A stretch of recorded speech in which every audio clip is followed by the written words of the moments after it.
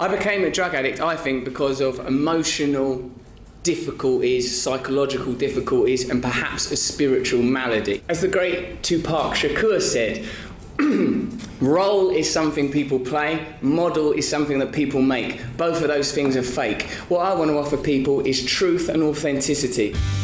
Russell Brand, a little Tupac in front of Parliament right there. Always interesting. Well, now Russell is sharing the details of his long list of addictions, from heroin, sex, food, and more, to how he got clean. The new book is called Recovery: Freedom from Our Addictions.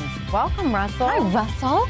This is such a thought-provoking book because it's not just for people who are addicted to substances.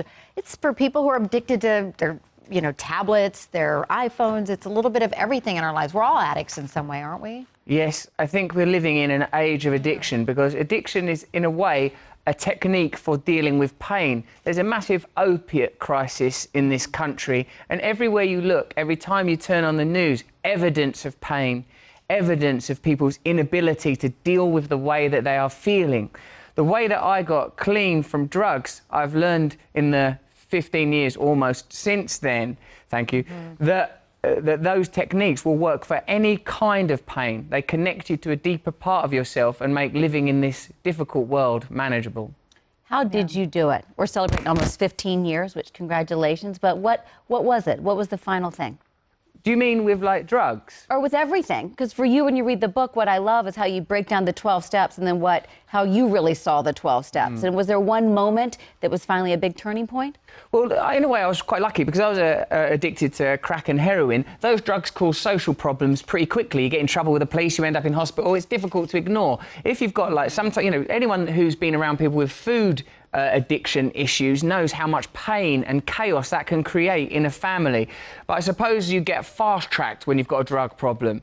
I was getting in a lot of trouble with the police. I was having a lot of difficulties all the time. But what I've noticed since getting clean from drugs is that the condition itself, the feeling, will migrate and morph onto anything. You can get obsessed with relationships, you can get obsessed with money, you can get obsessed with staring at your screen, watching too much TV, anything that takes you out of yourself. For me personally, it was when the pain became unmanageable. But what I think is curious is that we'll attach it to anything. Look at how many people you know in your own life that are affected by addiction. It's everywhere. Everybody.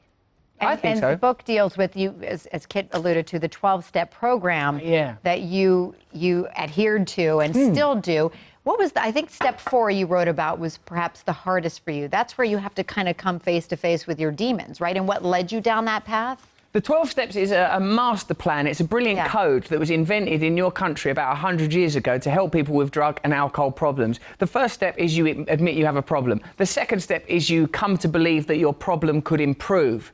Like, it's obvious when you've got a problem, if you're in a bad marriage, or you're watching too much TV, or you're overweight, or you just don't feel happy and connected. Once you admit that, there's the possibility of a change. Then you have to believe that change is possible. Then once you're at the point where you believe change is possible, you have to take step 3, which is about accepting help, whether that's a spiritual help or help from other people. I think both is the best way to go. The 4th step is where it becomes quite administrative. You have to write down all of the things in your life that you think are putting you in that position mentally and spiritually, things that happened to you when you were a kid. Most people don't do this. Most people don't think about all the things that have happened that they resent, that have hurt them and harmed them, but they're there in the cellar of your mind, dominating the way you behave, making you get attracted to people that aren't good for you, making you accept people treating you in ways you don't deserve to be treated. Perhaps even on the level of politics, pain is manifested, self-hatred on a political stage, manifested through political figures. Can you believe your journey that you now have become with the book and sort of self-help and everybody that you're helping? Could you ever predicted this years ago, back in the heyday of everything? Oh no, because I was a maniac.